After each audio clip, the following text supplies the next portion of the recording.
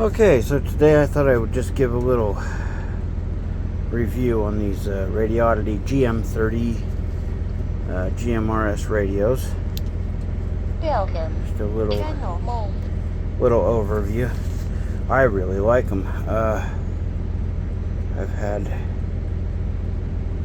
quite a few GMRS radios. These are two of probably the least expensive radios I have, to be honest. I've also got the TID radio. I can't remember if they're TD5s or something. They're the smaller version.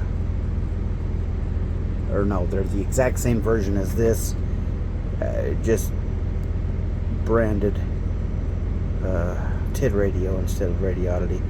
But they have the, as you can see there, they have the USB-C charging. That's why I like them. That's really, actually the reason I like them. As you can see, I have two of them here. Sleeping in the truck tonight, like I do every week, 4 nights a week. I just unloaded out here, in Delta, Utah. I haul propane for a living. My tank capacity is 14,400 gallons. That's water gallons, not propane gallons.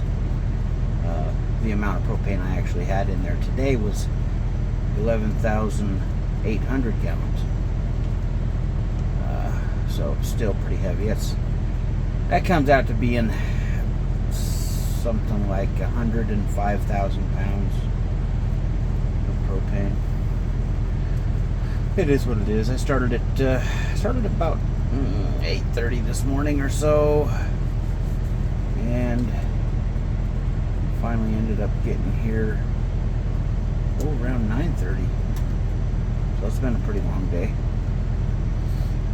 Anyway, I figured I'd do a review on these little things because I'm seeing reviews on them all the time. I actually, anytime I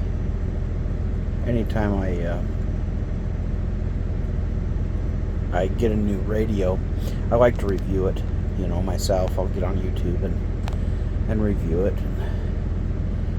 So I did that with these, and they're dang good radios for GMRS. I do have a GMRS license. WRQZ 243 is my call sign there. I also have a ham radio license, but we don't need to talk about that right now. I don't really do a whole lot with that, and I'm still learning is the thing. I think the key to learning, these different radios is just read the dang manual. Like that Randy guy says, read the manual and familiarize yourself with it. Even though, to be honest, these radios, even though they're GMRS, and a lot of guys think, especially the old guys from way back, well, not even from way back, the guys that are still around, the old ham radio guys that are still around, they'll see these, and the second they hear GMRS, they throwing, oh, that's junk. Well, these aren't junk. I mean, GMRS is a lot more similar to ham than people, I think they are. With your ham radios, you've got your CTCS and DCS codes and tones. Same with GMRS. Exact same thing. I don't personally like to use CTCSS codes with my GMRS radios because I don't have a whole big group of people I'm with, out on the road or anything. Maybe if I had a mobile,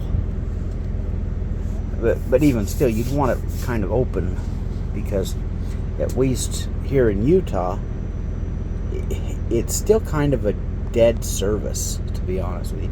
There's people catching on to it. There's a lot of ATVers that use it, the side-by-side overlanders and things like that use the service. But for the most part, you've got free reign with this service. And yeah, it's a great service, I think. I don't think they're garbage. In fact, I think they're great, in the fact that I was influenced when I was a kid by a few different older gentlemen mentors. I mean, I don't think that they knew they were mentors, to be honest, but they were to me. And one of them, I remember, had a ham radio license, and I just remember he had different license plates on his car, and I thought they were cool. They said ham radio, and then they had his call sign on there. I can still remember his call sign. I'm not gonna give it out here, but I can still remember his call sign. Anyway, that just goes to show you how much that stuck in my head. And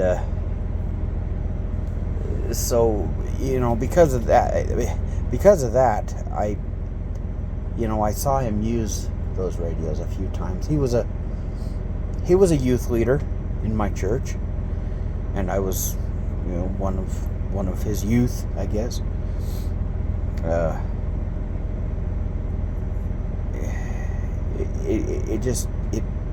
It influenced me in such a way that later on down the road, I just always remembered that. In fact, I think the thing specifically that I do remember was he spotted a fire one time when we were out doing this youth camping stuff, and he pulled out his mobile and started talking on that mobile, like, trying to get into the repeaters, and then he did an auto patch, which, if you don't know what auto patch is, it's really not used anymore, but you can turn these radios on. Welcome, channel mode.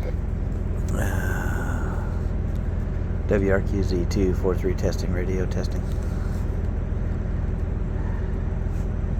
And I hope I didn't just wake a whole bunch of people up over there, because there's a bunch of people over there with RVs. But you can actually push down on the PTT, and any of these, 1 through 9 or 0, any of these buttons, and it'll give a tone, just like your telephone from back in the 80s, 90s, so forth. So these have DTMF tones on here. I'm not going to do it right now because, like I say, I probably just woke up I don't know, maybe not. People generally turn their radios off, and I guess if they didn't, then it's only 10:28 at night, 10:30 at night. Anyway, so you were able to connect to somebody else who had a ham radio, okay? And then that person could hold that radio up to a phone, and you could actually dial that phone, and you could talk to the person. You could talk to a loved one or whatever, any way you wanted to do it, through a repeater, back and forth. And that was a good time, a good instance where the word over would come in handy, because obviously on a telephone you don't have a PTT, so they would talk and then they would say over, and then you would PTT up and talk, and they would hear you, and yeah, I don't know exactly how it worked, but that's what I remember of it. He was able to contact his wife from way up in the mountains. Pretty cool. I just thought it was neat. I don't know. And, you know, to be honest with you, I really don't understand a lot of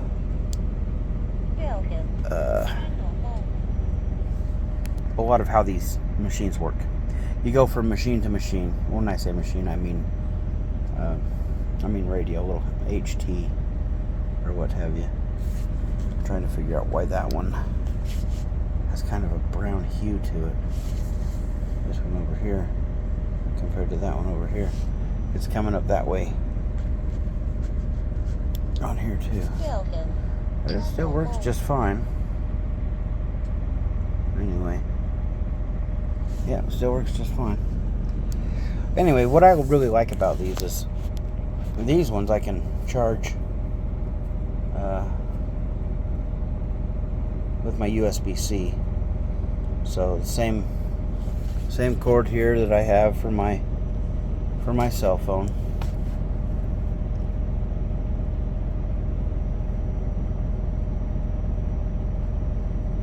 I'm just looking at my phone. It's saying focus enhancer. That's interesting. And it's getting kind of late. I don't know what else to say. I figured I'd do a review on these, but to be honest with you, I really don't know what to tell you about them. These are, like I said, GMRS radios. This one doesn't have a belt clip on it. This one does. I probably ought to get the belt clip put on there. But it actually makes it easier to slide in your pocket when it doesn't have it on there.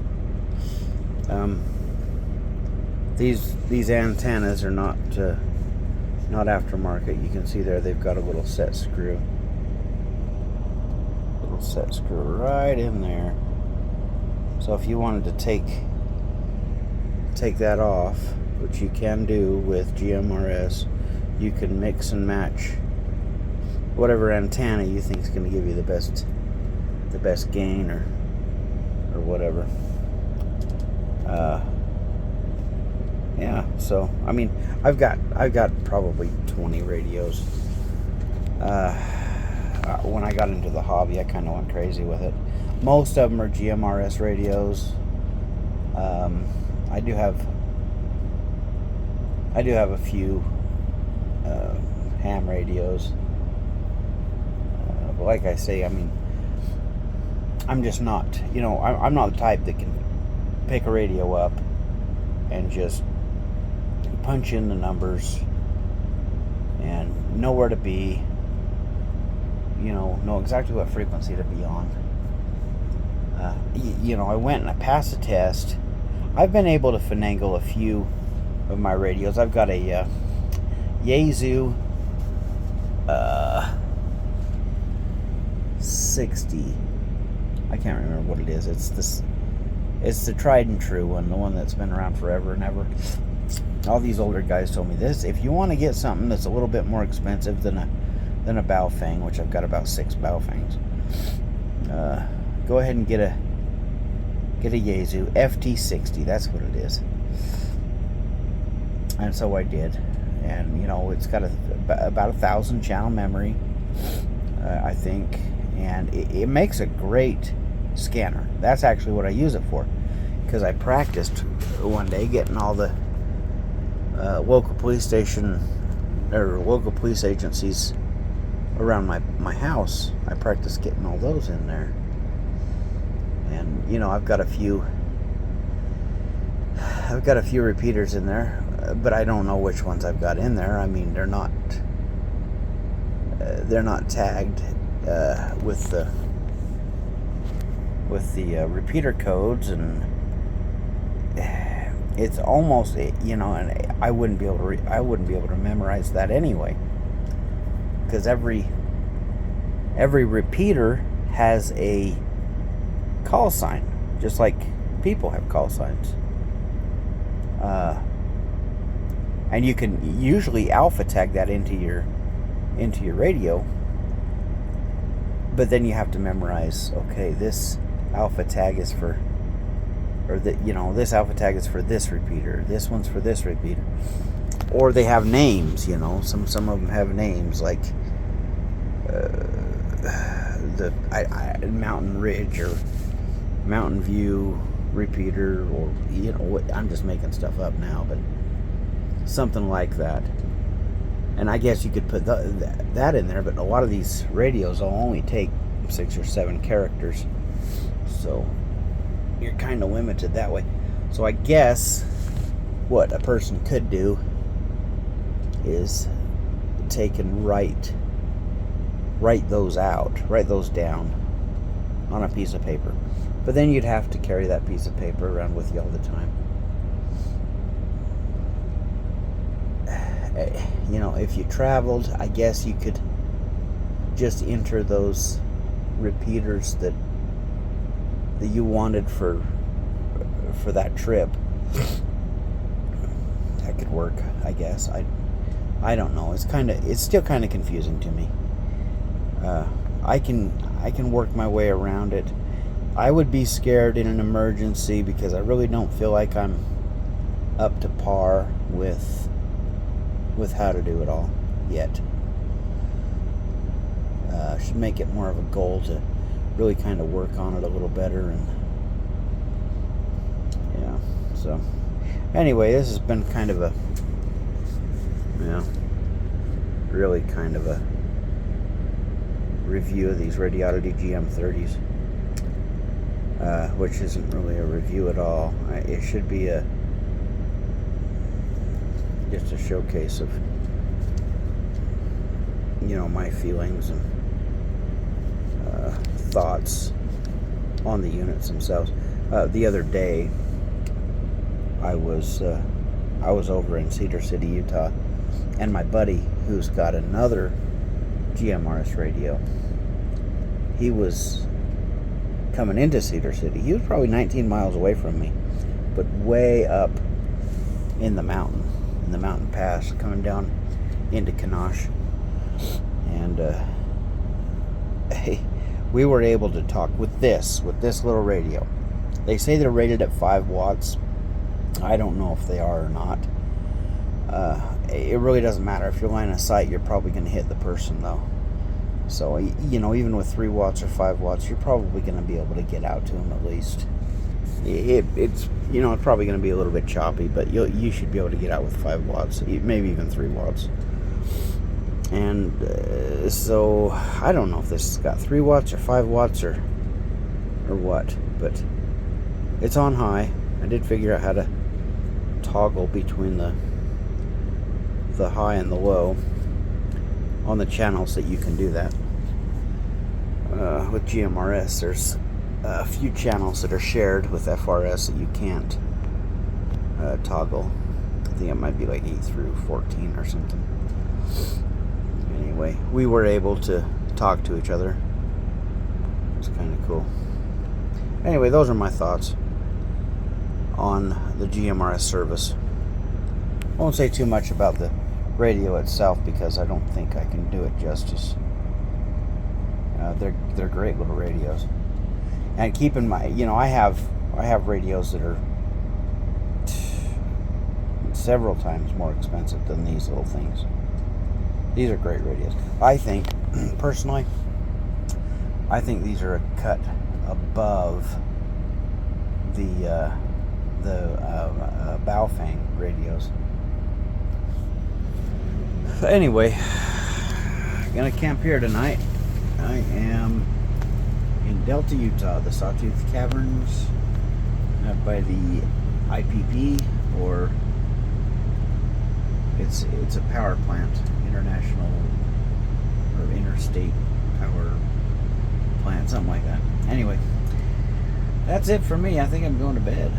If anybody's interested, this is a 2023 Kenworth. It is a T880. So it's got the heavier suspension, the heavier rear end, and the pusher, the extra pusher axle. Plus, it's got an extra couple of pusher axles on the trailer. So, yeah, I don't know why that matters, but there you go. Kind of cool. Some people might be interested in what I drive. I don't know. Anyway, my name is Roger. I'm KK7KLD out of mid-Utah. I'm also WQRZ243 GMRS. I like to stay on channel 19 if there's anybody else out there driving around in Utah. Throw a GMRS radio in your truck. Try to hit me up on the freeway if you happen to see me. You know, the odds of that are probably slim to none. But I don't know. I just think there should be more people out there. This up here is a really nice CB, but I just found out the other day that the SWRs on that thing are so far off. It was at 3 point something. So I'm not even going to key up on that until I can get it fixed. And what I'm thinking I'll do is I'll just take off the whips out there on the mirrors. They're in between the mirrors and the side there. And you can get a little conductive washer that'll fit right over top of that stud, and then you just screw that back down, and you see which way you've gone. If you've made it worse by keying, then you know you need to go the other way. In which case you take off the top and you start unwrapping that wire on the top. Unwrap it, pull it up, clip it, start clipping it. Not a whole bunch, just a little bit, and then put everything back on, key up again, and then you can see if you're going the right way or not, and how much you need to clip, because that's how you adjust these. You have to clip the wire. A lot of times what they do when they build these trucks is they'll just throw these in here. They're in such a hurry. These guys that assemble these trucks, they are not electrical engineers. They're just assemblers, and they have no idea how to tune the SWRs on the CB. This is a really good CB here. This is a Cobra, and it's just one of the better, more high-end. I'm surprised it came with this truck, to be honest with you. It used to be the classic Cobra 29 Classic is what I think they were called. Anyway, I'm going to let you go. I'm going to go to bed. Have a good night.